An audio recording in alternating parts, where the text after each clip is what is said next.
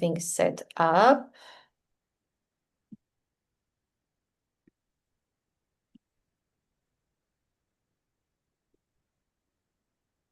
Okay.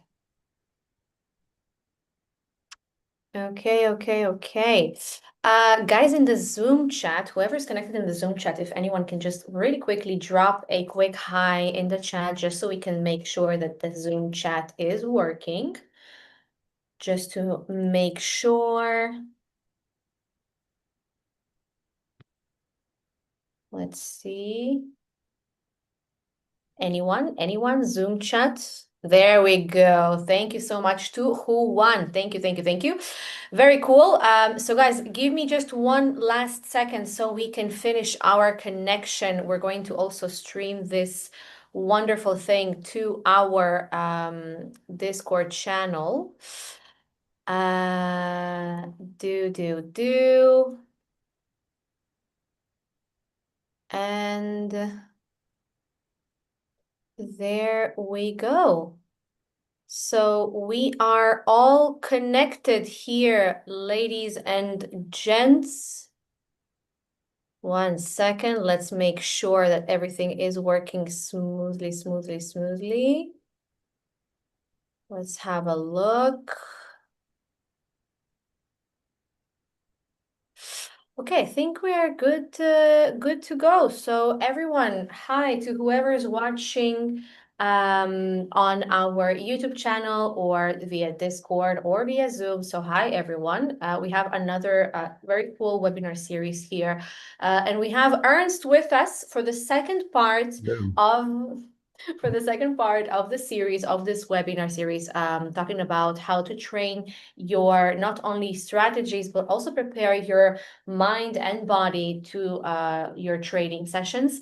So I'm not going to steal too much time. We're going to dive in, and we will have time for Q&A as well. If anyone has any questions, something you guys want to discuss, feel free to either drop it in the Zoom chat or even on the chat on YouTube, Discord, etc. I will try to kind of let Ernst know whatever we have. So we'll be on top of it. We'll manage, yes.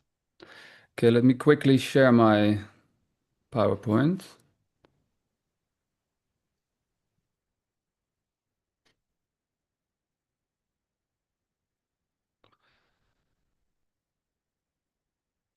Okay, is this visible to everyone? Okay, cool. So welcome, traders, and welcome to the second part of our webinar series, and where we'll look into performance medicine for traders. So really give you the tools to level up your health and also, as a result, your trading game. And for those of you who didn't attend last session, I quickly want to introduce myself. I'm Ernst. I'm a medical doctor and fitness expert with over 11 years of experience with the fitness field and the health and well-being field as well. And during my medical studies, I've always tried to connect what I'm learning as a doctor to the field of fitness and well-being and really try to find the similarities there. I also have a bachelor in medical philosophy, which has taught me to think about concepts in a more fundamental way and really developing my own views on health and fitness. And I've also been a trader since last year. In all honesty, I'm not yet funded, but I'm working consistently towards that for about a year now. So I know enough about trading to connect my knowledge of medicine and fitness to this field as well. So for those of you who didn't join last week, I can still advise you to, if you're interested, check it on YouTube because the series is really connected to each other. So all parts really work together, let's say. So last week we checked nutrition and supplements and exercise in order to create the foundations of good brain function for a trader. So more of looking at the hardware part of your brain and your body. And today we go more into the mindset and psychology. So I'd like to call it the software part. Then next week, next Friday, we're going to do the sleep and recovery. And that way we have a comprehensive and holistic strategy to function at our best. Okay, so today um, we'll focus first on the trading traps, so really the psychological traps that traders fall into just because of how the human mind works. And I'll try to give you tools to kind of recognize the traps and tools to not fall for them as easily. We'll have a look at focus, the fundamentals of focus, and tips on how you can create a focus environment and increase focus as a skill. I'll explain a little bit about a concept of the mind that you can use to understand yourself better. And I'll give you the tool of meditation, which I've also like 8 years of experience with, in order to get more awareness about yourself, but also your proneness to psychological traps. So we're going to begin with the goals that you want to have as a trader regarding your mindset, because you want to have a focused mindset in order not to make mistakes. Because if you are charting and you're trading and you're not completely focused, then you're more prone to mistakes. And I think everybody has had this where you, at least myself, I've done this a few times where I enter the wrong lot size or I enter a trade on the wrong pair, like things like that. If you're not in the right zone, then you have a higher risk of making mistakes. Also, it makes you less efficient. The second thing that you want is you want to be growth oriented, meaning that you need to trade from the conviction that your actions and your learning patterns can actually make you a better trader. And in that way, if you have a growth mindset, then it will make the next things that I've mentioned here also easier, because you need to have realistic convictions about performance and loss, and also have a healthy way of dealing with failure, because this is very important for a trader, and I'll come back to that later. So first, we'll go over some very common trading traps. So basically, trading traps are when the way in which our psychology is established just biologically makes you prone to a failure in trading, and it can lead to over trading or emotional trading, which eventually will have a negative effect on your performance. So we'll go over the ones mentioned here. There are some more than just this, but these are the most common and also the most important, in my opinion. So the first one is FOMO, which is quite a popular term that you hear a lot about in recent years, mostly related to social events. And you also have to kind of understand this bias from a social field, because it has to do with the way our brain is rooted for being, yeah, like we're very, as humans, we're very prone to feeling left out because of the way our brain has evolved. And this has to do with the fact that for thousands of years we were living in groups. And if you would be left out of the group, or you were not liked by others in the group, or left out of certain events, then this could lead to eventually you being left behind by the group, and that would, of course, limit your survival chances drastically. So we're very sensitive to the feeling of being left out. And this comes from a bit of a social background, but it also has an effect in trading, where you can have the feeling that the market is gonna make a nice move that you're gonna feel left out of if you don't take it, or that people that you know or other traders are taking a position that you yourself don't necessarily think is actually that good. But because of FOMO, you will take it, and eventually it will lead to loss in performance. And what you have to know about all of these traps, and I'm going to mention it here as well, is that as soon as you are in a certain emotional stress state, so in this sense, the FOMO, the fear of missing out, leads to increases in cortisol a bit, then this stress state will cause you to get a form of tunnel vision. So it kind of, and you notice, like if you have FOMO, then you cannot think about anything else than the fact that you're not joining the event, and you feel terrible that you're not able to attend the party, for example. Then this thing becomes very big in your mind, and you kind of lose the oversight, the overview, and the rational part of your brain in order to like relativate a bit, and like if you cannot join the party, you can maybe do something else that's nice. But because of FOMO, this thing becomes way bigger than it actually needs to be.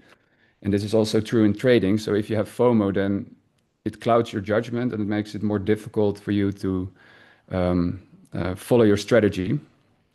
So an antidote to this is first, of course, you need to recognize if it's going on. And secondly, you need a checklist in order to kind of get the emotional part out of it and follow it in a rational part. And these antidotes will be mentioned with the other traps as well. Then we have euphoria, and not every trap needs to be rooted in a bad feeling, because euphoria is actually literally means a good feeling.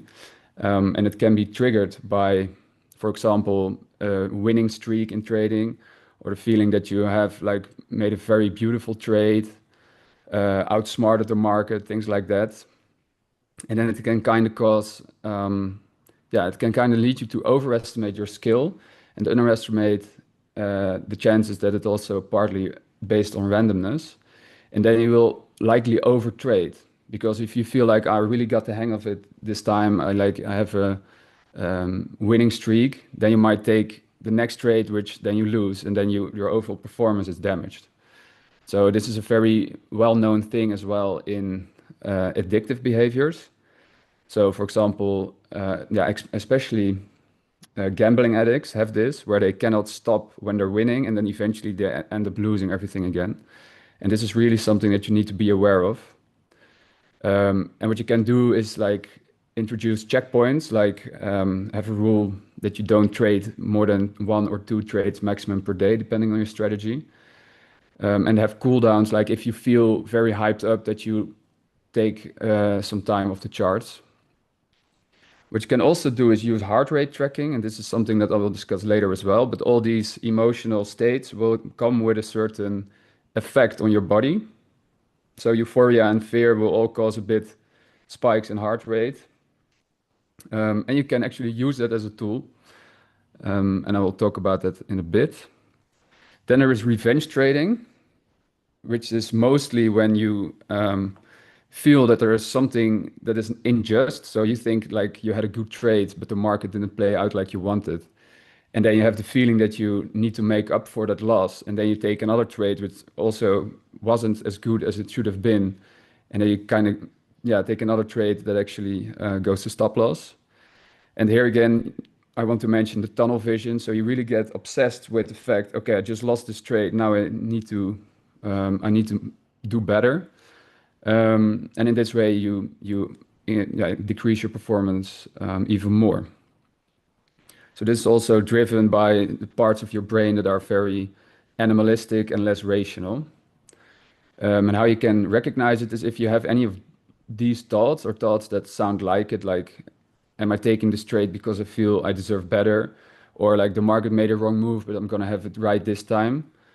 Or I need to make up the loss that I just made, then you might be prone to, or you might be acting out a revenge trade.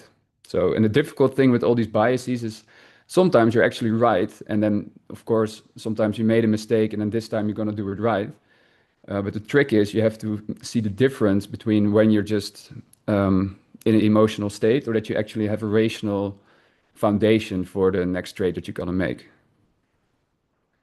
Then we have despair, which is quite a bit similar to revenge trading, but it's more of an overall feeling where you, for example, have a losing streak. And I've had this also with a few positions where I had a bias, and then all the positions, like the bias switched and all the positions went to stop loss. And then you really feel like, okay, maybe I'm going to lose my account. I really need to make up for this. But the problem with despair is that you also kind of doubt your capabilities a bit, which leads you also to have a less, basically be less able to judge if a trade is right or not. And what also is a good antidote to this is, of course, the checklist, which you should have for any trade actually, and also taking a break and spend some time practicing. So how you can kind of feel better about your capabilities if you have a situation where you feel a bit desperate. is take some time off and start, for example, backtesting more. And then in that way, you can come back at the charts, yeah, without this emotional baggage. And then the last one that I wanted to discuss is not necessarily a psychological emotional trap, but it's more of a thing of how our psyche works again. And it is basically, it boils down to if you're holding a hammer, everything looks like a nail. So if you have a certain strategy and you are looking for certain things in the charts, then because you're looking with that lens at the charts, you might actually see the things play out in the charts while it's not exactly objectively there. And yeah, so your brain kind of starts seeking data that supports your belief, and all the things that contradict it kind of gets laid out. And you can counteract this by kind of making a habit of, if you think a trade is very good, then you have to find out all the things that are not good about the trade. And then you can kind of see it in front of you that the trade might actually not be as good as you thought. What can also help with this is have a few perfect examples of what you want to see in the charts ready, so that you can compare at the moment that you're finding it out. Because I kind of like to call it like chart dysmorphia. You sometimes hear about people that are anorexic and very thin, but they really see in the mirror that they're not that thin as they actually are. And the same can be true for the trading charts. So this is how you would counteract it. And about the using heart rate for emotional control, sometimes your body already goes into a certain emotional response before you are actually aware that you're bothered by something. And you can take this to your advantage by tracking it. So what you could do is consider using a Whoop or a Fitbit and then tracking your heart rate during sessions. And in that way, you can kind of figure out the baseline. And then you could also incorporate the deviations in heart rate to your trading journal. And then, for example, you can find out if there is a pattern between your heart rate and your likelihood of taking a loss. But this is something that you have to find out for yourself. But because of the fact that heart rate is so closely linked to your emotional state, it can be a way to get more insight in if there is some emotion going on in your current trading session. Because if you're emotional, you're more prone to fall for a trap. And this is also, yeah, this is also very important. You need to be able to deal with loss and failure in trading, yeah, at a very regular basis, and not let your previous trade dictate the effects of your charting and of your next, yeah, of the planning of the next trade too much. And this is something that is also very similar in certain sports like tennis and golf. And I once read a book where also golf got mentioned as a sport where you really have to kind of focus on the thing at hand. But then as soon as you hit the shot, then you have to completely forget the last shot and completely focus on the next one. And Roger Federer also had an interview where he said he notices his stats, and then he says that he won almost 80% of his matches. But of these matches, he made only 45% of the points. So he just won slightly more than half. So even he loses a lot of points. And what I'm trying to, the point I'm trying to get across here is that you really have to leave the past behind as soon as it's done, so it doesn't influence your next shot. Which is also something that we will go into with the meditation part. So in conclusion, the most important thing about these traps is that you recognize them, because if you can recognize them, then maybe you will still fall for them, but the likelihood that you will fall for them decreases. I mean, we're not perfect, we're not robots, but if you are aware of what's going on, then you can yeah, be less prone to fall into the traps. So one thing that you can recognize the emotional traps by is by if you notice that you have a certain tunnel vision, and this is of course difficult because if you are in a tunnel vision, kind of becomes more difficult to look around it. But by practicing this, you will notice that, okay, I'm now so focused on this trade, or I'm so focused on recovering my loss. Then you, like, if you practice this enough and you get more self-awareness, then you will be like, aha, okay, so this is exactly what I have to look out for. So that is regarding tunnel vision. It's a very strong indicator that your judgment is less optimal than it should be.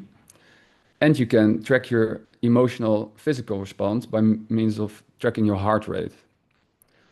Then there is some general tips that you can use to navigate like around the traps, and that is taking breaks. So if you have an emotional less optimal state, then you should consider not charting that day, or moving it towards a later part of the day.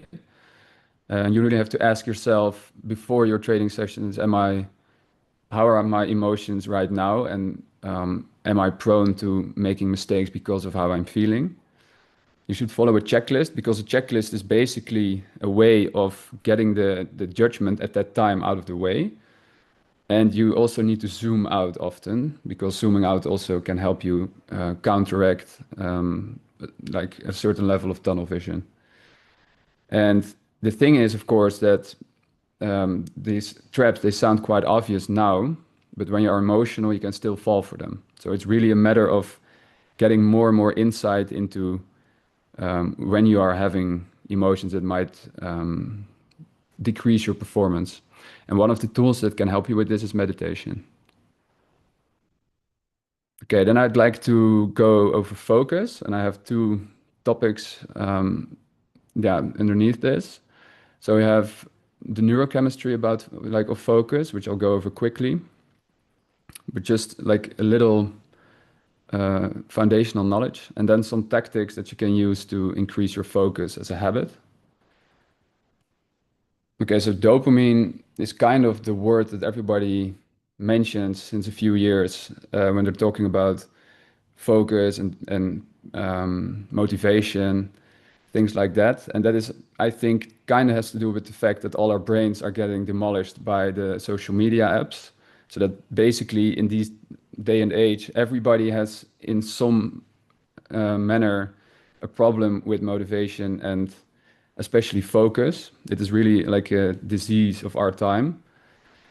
And what you should know about dopamine is that a lot of the discourse that you hear about it is kind of flawed, in the sense that people talk about dopamine addiction, things like that.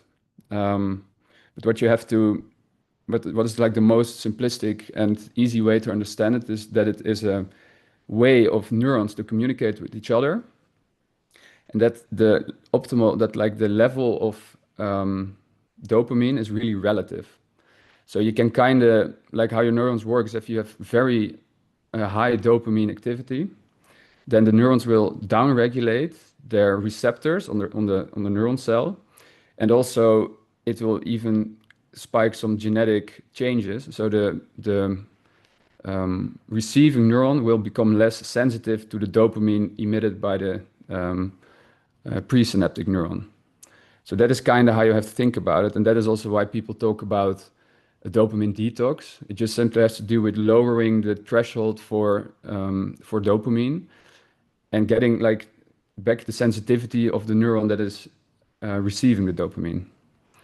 So this is also one of the main things I want to recommend if you're struggling with focus, is you have to kind of avoid chronic overstimulation, because if you have a high dopamine state, like a high dopamine behavior or activity, then any activity that comes afterwards, which produces less dopamine, let's say, will be way more difficult to focus on, because of the fact that you have kind of numbed down your nervous system to it.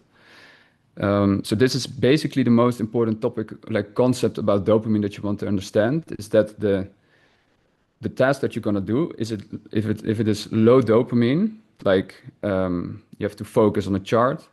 If you do it after something that is high dopamine, like scrolling social media, then the second task will be relatively more difficult to focus on.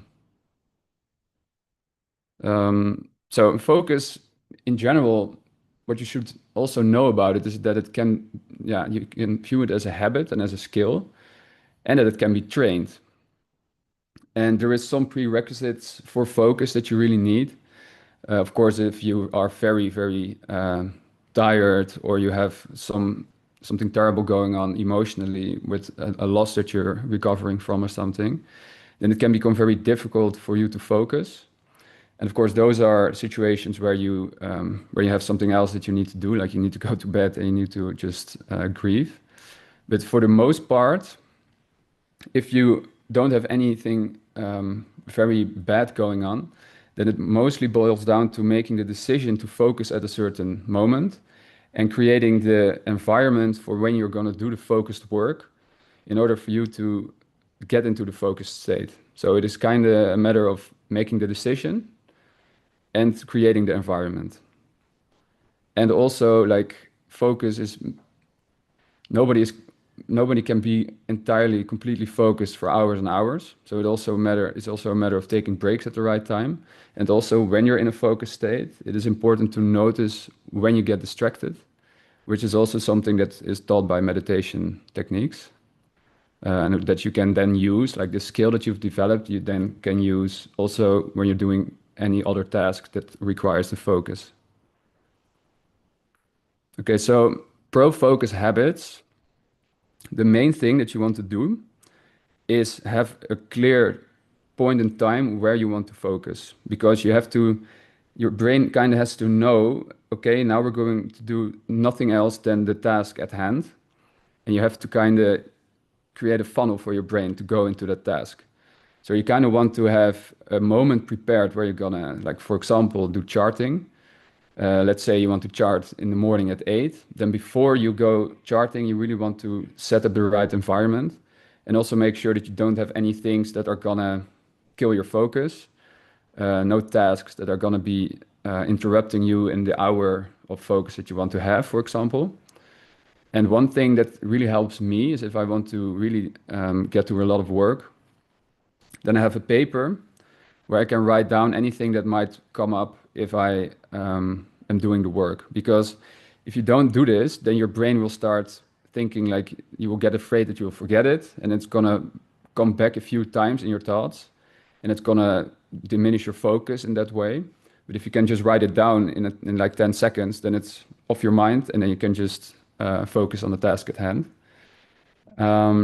So regarding the right environment, you just have a few things that you really need to have in order, which are fresh air.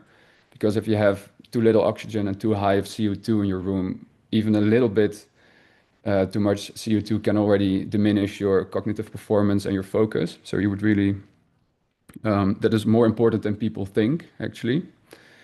You want to have as low noise as possible, or at least if you are a person that kind of likes some kind of background noise, then you can have some monotone background noise that kind of, yeah, some people find that it helps them get into a focused state.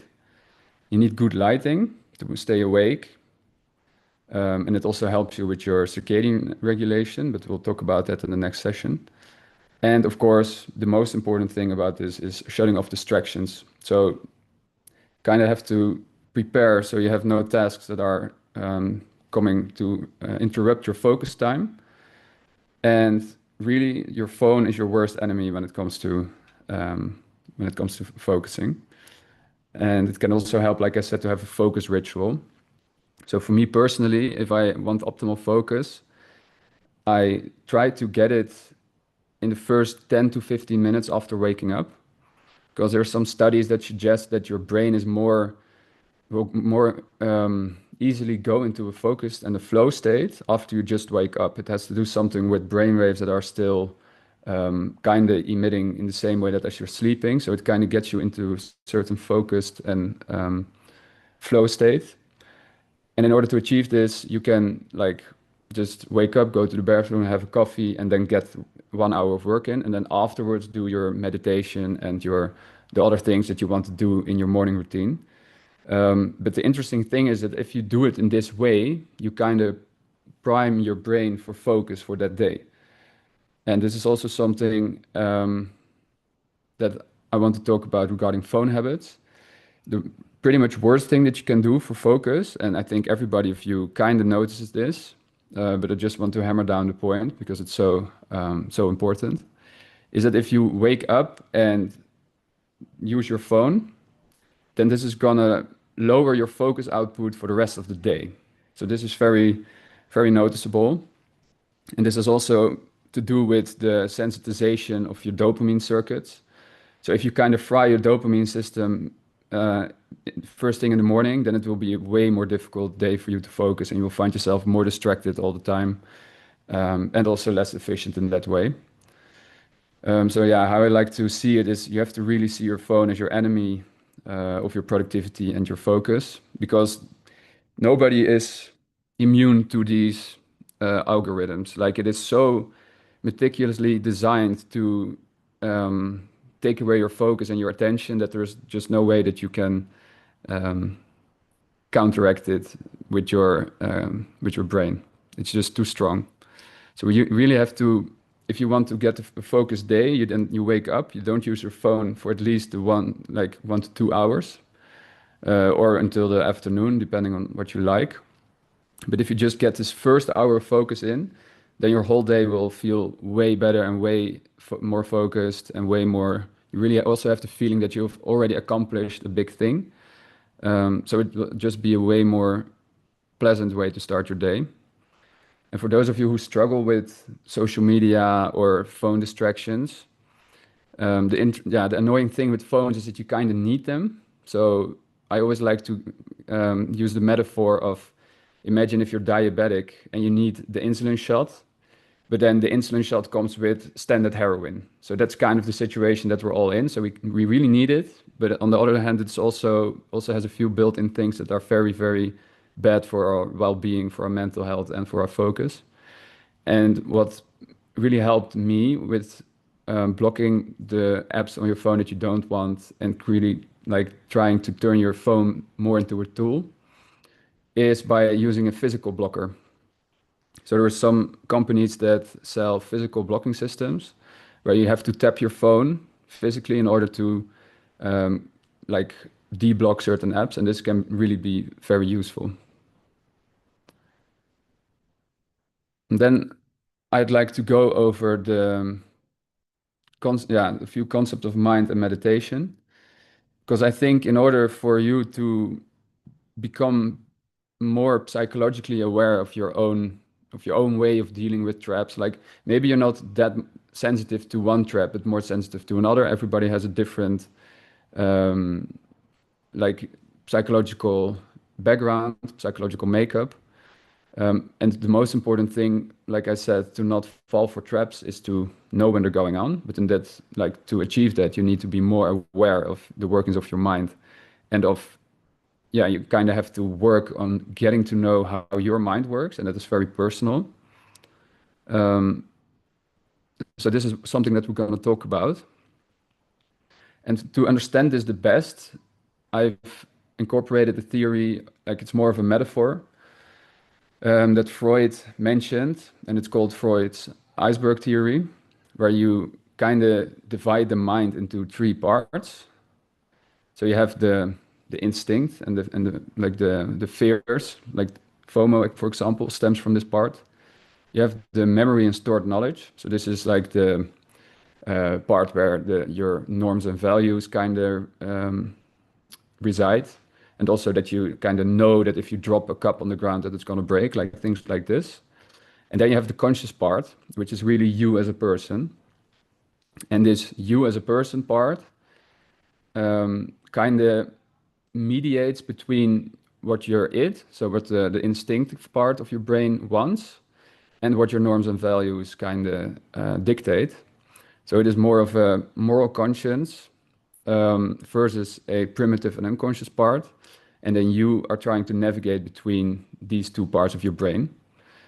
And I have also an example. So yeah, so basically the so this unconscious instinct part of your brain is where the fears come from. And this is irrational. And for example, you have the part that says to you, don't miss out on this trade. Then you have the super ego, so the things that you've learned about not trading from fear. And then the super ego says like, okay, you shouldn't do this because this might be FOMO. And then your ego is you deciding, okay, I think this is actually a good or a bad trade because I'm following my checklist, or maybe this is a bad trade because etc. etc. This is kind of the mediating part. And what you want to achieve is getting more insight into when you're thinking something from this it part and when you're thinking something from a rational part of your brain. You kind of want to see the difference, because the annoying thing is that the it part is very selfish and wants to make you think, you as a person, that it is right and that it is a rational thing. So you have to really kind of peel off the layers of your psyche in order to get more insight into when something comes from which part of your brain. This is how you kind of want to think about it. And the interesting thing is that by meditating, you can kind of separate this, because by meditating, you really focus your attention. So your the attention going from you as a person, so the way in which your perception of the world takes place, and you kind of focus it on your surroundings, but also on your mind. So anything that kind of pops up in your mind becomes more, you become more aware of it, let's say. It's just a means of getting more insight into it. And a nice effect of this is that emotions are less overwhelming. So when I learned this, the person who taught me this, he explained it like this. If you have emotions like anger, and you're not aware of it, and it's just like very much in front of your face, and you cannot really recognize what it is, and it kind of becomes a part of you. So the emotions are completely attached to you. And when you start meditating, you will notice that actually there's some distance between you and your emotions, that you are not your emotions. So this is very profound. And if you meditate for a few weeks, then you will actually notice what I'm talking about. And it takes some time and some practice, but this is what you will achieve. So the source of thoughts and emotions become more clear. So, like, does it come from the it, or is this actually rational? And it will be easier to undercut bad behaviors. Also, mental bad behaviors like bad thoughts or negative emotions. And it will help you to aid focus, because you are training literally to focus your mind on like noticing the things around you. And this is something that will also help you when you're doing a task that requires a part of focus. So yeah, meditation as a tool to raise self-awareness. The practice that I do for around 8 years already is Vipassana, which is an old, like few thousand-year-old Buddhistic tradition, which means to see things as they really are, which is also what I meant with the awareness. So it is an ancient technique, and you become more conscious of what's going on in your mind. So how you do it, and we're also gonna do a little session today, about 5 minutes. I want to take you through a small session so that you kind of have a way of doing it, and then you can start practicing it, because the most benefits will come like after a few weeks of training. But how you do it is you do it preferably alone, so you don't get disturbed. And the best time of the day to do it is the morning. So, like I said, focus work first, then meditate. You can also decide if you really like to meditate first thing in the morning, then that is also completely fine. Then you can kind of ease more easily into a meditative state, which is also a very beneficial way to start your day. It is important that you sit up straight, so with your back straight, and they call that the Egyptian god pose. So you kind of have to imagine the hieroglyphs where the gods of Egypt are sitting very straight up. And you want to only move when it's absolutely necessary, because any physical discomfort that you're feeling, you also have to just observe, and you're not gonna like intercept, you're not gonna change it. Unless, of course, when something dangerous is going on. But for example, if you have itch on your nose, you're just gonna mention it to yourself, like that there is an itch on your nose, but you're not gonna scratch your nose, because then you're interfering. You're gonna start with like 5 to 10 minutes, and you can build it up gradually to half an hour. I usually do 20 minutes to half an hour daily. And what is also important is that you do it with open eyes. Like today, we're going to do a small session where you can do it with closed eyes, because if you do it for the first time, then maybe that is a bit more easy to follow my coordinations. But if you do it on your own, then preferably with open eyes, because your eyes are a very important part of your attention. I mean, humans are very visually oriented being. So if you would just shut off your visual information, then it's not as natural of a meditative state that you're going to achieve, because you cut off such an important part of your inputs. And then the last thing that you should know is that it's not necessarily gonna feel very relaxing for some people in the short term, because it's also gonna create some feelings of yeah, some negative emotions that might be lurking, come across the room, because you are not focusing on anything else. So your mind kind of starts wandering, and this is of course what you want to achieve, but it can for some people in the beginning be a bit overwhelming. So I just want to tell that. But this is something that will go away when you have more experience. So like I said, you need to observe and not judge. So it's only about noticing what's going on. And as some of you who have already some experience with meditation, and which is also quite well known, is that meditation goes hand in hand with breathing. So it can really help for you to go into a meditative state by starting off by noticing your breathing. And you can start counting it. And for the first session that we're going to do, you just have to follow my voice, and I'll try to guide you through it for 5 minutes, and to kind of get into the first area of meditative state, and also to kind of practice the way in which you have to think. And the key concept of what you want to do is that anything that you notice, so for example, a car driving in the street, or you notice a light going into your room, or a bird flying past the window, anything that you notice and that your attention goes to, you will say there is, or like there is a car, or there is hearing, and not I am hearing, and not or for example, you feel that you're sitting on a chair, then you don't say I'm sitting, but you say there is sitting.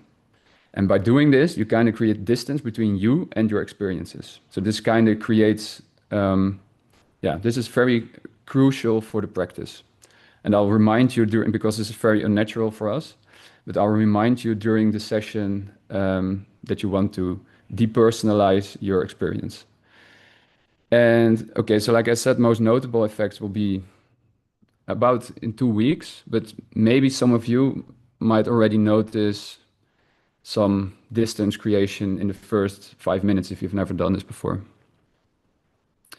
Yeah, so what I'd like to do is I'm gonna start a timer. I'm gonna just do 5 minutes where I'll guide you. And what I want you to do again is like sit up straight, get comfortable. It is important that you sit in a position that is like comfortable for you, but preferably with your back straight. And it is, yeah, you can do your, like you can close your eyes for this first session. And I'll just give everybody of you some time to start the position. Close your eyes. I'm gonna start the timer. And the first thing that I'd like you to do is take a breath in through your nose. And you don't have to breathe faster or deeper, just breathe in through your nose like you normally would, because there's nothing that you need to change. And the only thing I want you to do is notice the character of how the breath is going into your nose. So is it cold? Or does it feel maybe you're in a warm place? Maybe the air is warm.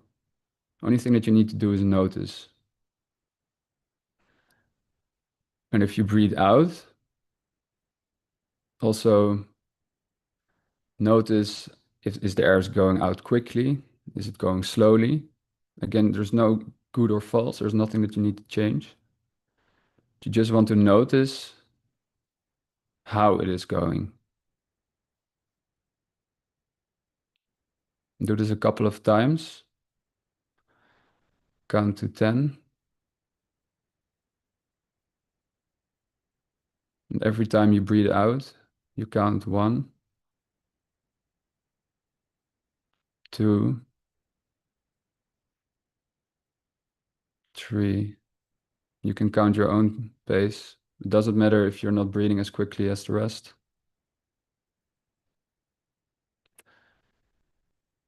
Just keep noticing, keep your attention at how the air is going into your body. And every time that you lose this feeling, that your attention shifts, just say there is distraction. So you don't say I'm distracted, you say there is distraction. And you don't judge, you just bring back your attention to your breathing. Okay. And if you've breathed 10 times, you can still keep your attention on how the air is going into your body. And you can just start counting again your breathing when you breathe out.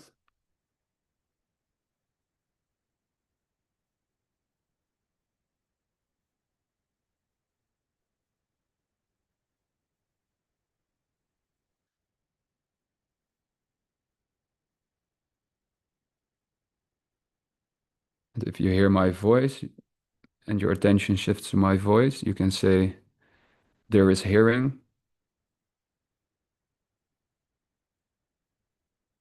And you bring back your attention to your breathing.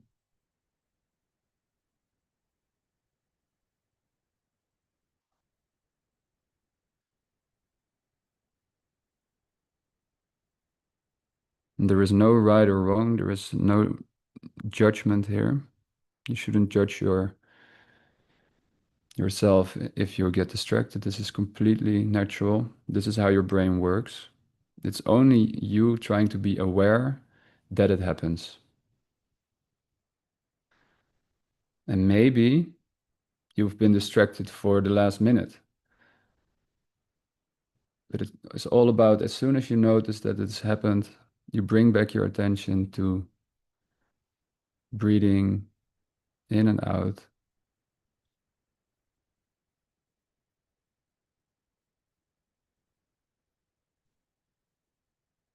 Mentioning everything that your mind wanders towards.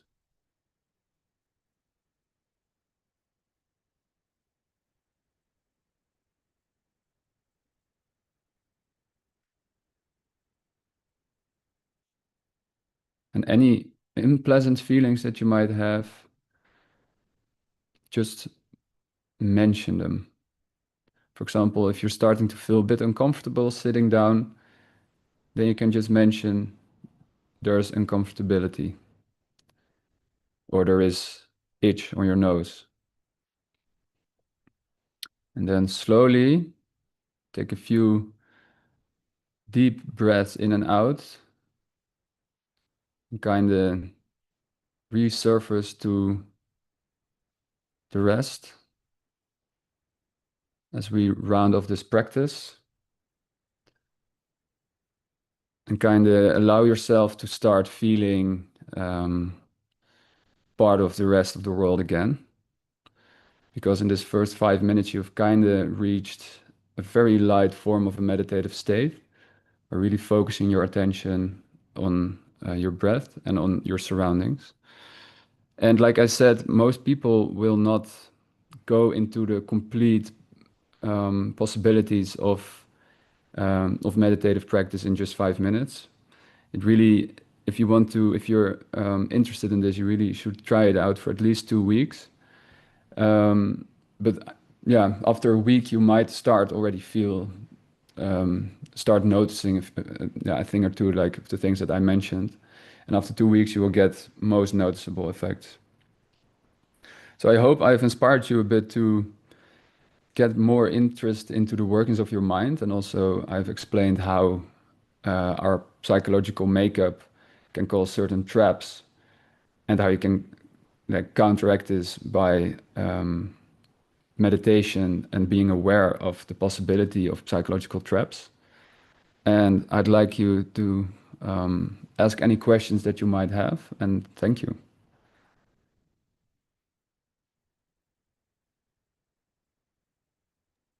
Let's have a quick look if there's any questions coming in really quickly. I'm going to check here right now on Discord. So guys here, whoever is joining us through Discord, if you have any questions, let us know. I have just pinged you here in the chat. And we have here also Valentine who Mhm. has a question here in the Zoom chat. Wow, and also we have more here in Zoom. So let's start from Valentine. So he says one question, why do we repeat the same destructive patterns in trading? Great question. Oh, that's a great question. Yeah, well, that has probably to do with the fact that you have a certain proneness, like I said, to certain psychological traps. And the reason that you keep repeating them is because this, yeah, you have a certain weakness. So for me, for example, FOMO it can be a thing, or like desperation that you feel that your trading performance is lacking, like things like, and that eventually that leads to you over trading. So the issue with that you keep making the same mistakes, and everybody has this to some extent, is that they stem from things that are like personal to your psychology. So the only thing that you can do to kind of alleviate this a bit, and I don't say that you never fall for the same traps again, is by becoming more and more aware of where the destructive pattern comes from. And this is true in psychology in general because people keep repeating the same mistakes over and over again unless you really found out the source of where they're coming from. And then you can kind of break the cycle. So this is a very common psychological phenomenon that people have a certain way of thinking. They have a certain psychological baggage of things they've been through. And then this creates a pattern. And unless you find the origin of the pattern, you will keep falling for the same mistakes. Yes. Okay, we have another one here by Ahmad. He says, my problem with trading is psychological, or I don't know what to call it. I trained on a strategy that I discovered myself based on something that happens consistently Mhm. in this market on all charts, Forex indices, gold, everything. I tested it for months and it was very successful on my chart in demo, back testing and forward testing. But when I trade with my real money, I feel like I lose my awareness. I get anxious, close winning trades quickly, or widen my stop loss. Then I stop even to follow my rules or my strategy after a loss, and I don't know how to get rid of this because every time I say I wouldn't do it, I come back and do it. Yes. So this is exactly, yeah, this is the like prime example of why trading is difficult. So you're not alone in this. And also the difference between paper trading and real trading, I think everybody has, like when I started to trade with real money, doing the exact same thing is indeed the trick. And the only thing that I can say about it is really getting into the moment right before you make the decision not to follow the plan. Because you only know it afterwards, like, I didn't actually, I closed the trade too early, or actually I did this. And the issue is, and this is also when I come back to the psychological traps, they kind of disguise themselves as this time is different and this time it is rational that I do this. However, if you just follow the plan overall, the plan works. Like your performance is best if you just try to not emotionally uh, do anything different than your plan. So this really comes down to finding out what you're feeling right before you make the decisions to not follow the plan basically, because they will probably stem from one of the traps that I have laid out. And so really getting aware of where the decision comes from is, I think, key for you in order to have more ease with following the plan. Yeah, I think that generally, like what you said in the beginning, that focus is a habit, right? So in order to stay focused, you need to develop this habit, and to develop a habit, it takes time. It's not something that happens over one day. So it's Mhm. also something to kind of always get back to. We have two more questions here, but I feel like both of them connect to the same topic. So I'll read two of them. So Lars here is asking, is it good to make some breathing just before we start the trade to get focused? And we have another question from Rodrigo that says, how does meditation really improve your trading? And I feel like both of them are kind of connected together. So if you would like to elaborate. Yeah, of course. Yeah, actually, breathing has been proven in like breathing techniques are thousands of years old. And in recent years, they've also been more and more interested, like the Western medical science is more and more interested in them as well. So there's more and more data on that they actually are able to lower certain stress responses and anxiety.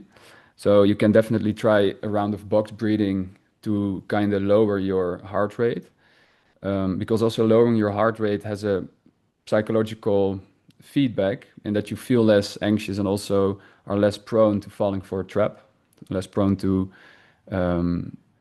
yeah make a mistake from a psychological origin.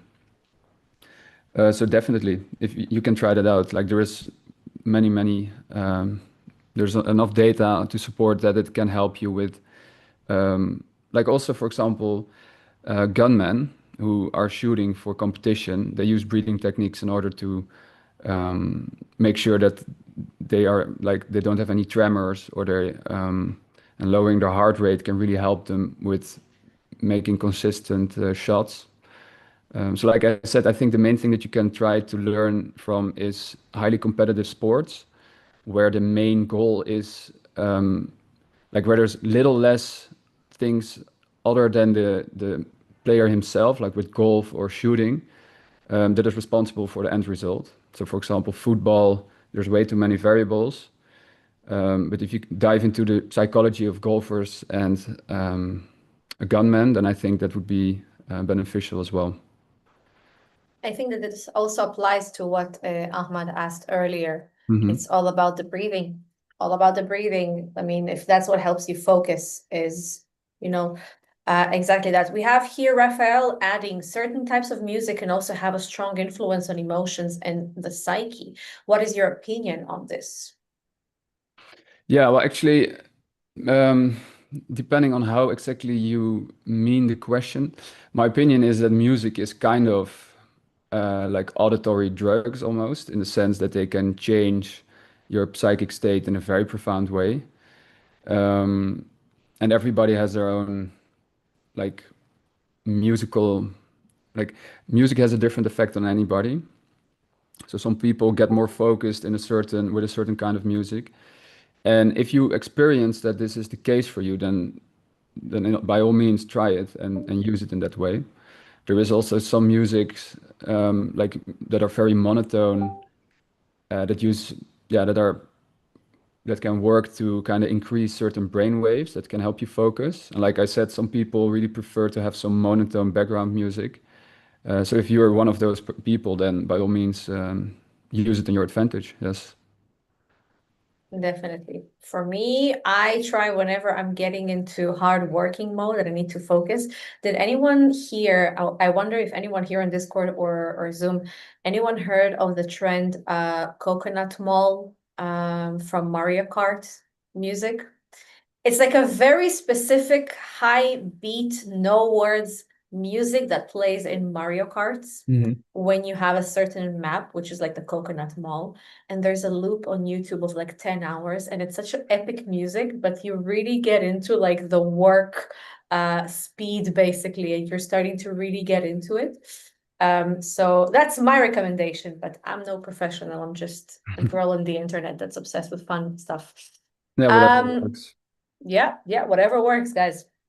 Any other questions? Anyone on Discord, anyone on YouTube, anyone here as well on Zoom? Any other questions left that you would like to ask, or do you want to keep them for the final part? What do you guys think? What do you guys think? Let's see, let's see, let's see.